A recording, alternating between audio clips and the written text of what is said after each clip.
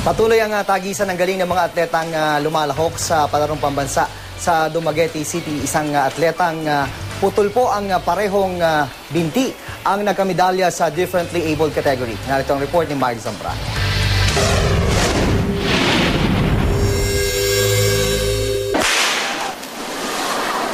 Sa forma at bilis ng paglangoy ng 16 anyos na si Jomar Maalam, sinong mag-aakalang isa siyang double amputee o putol ang parehong binti mula sa tuhod?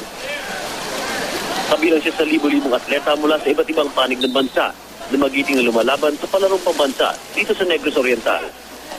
Ang mas nakamamanga, third place siya sa 50-meter freestyle at second place sa 50-meter backstroke para sa mga differently abled athletes. Kwento ni Jomar, nalinang ang kanyang galing sa paglangoy sa Zamboanga del Sur kung saan pumapalaot siya kasama ang ilang kaanak para mangisda.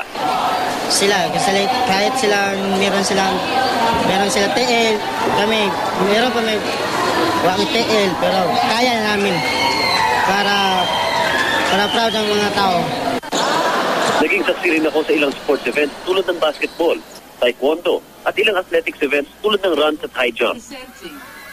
Pahirap para sa mga kalok sa athletics ang matinding sikat ng araw at malinsangang panahon sa mga outdoor venue. Kaya naging abala ang mga paramedics sa pagbibigay ng paunang lunas sa mga runner na hinihimatay pagkatawid ng finish line.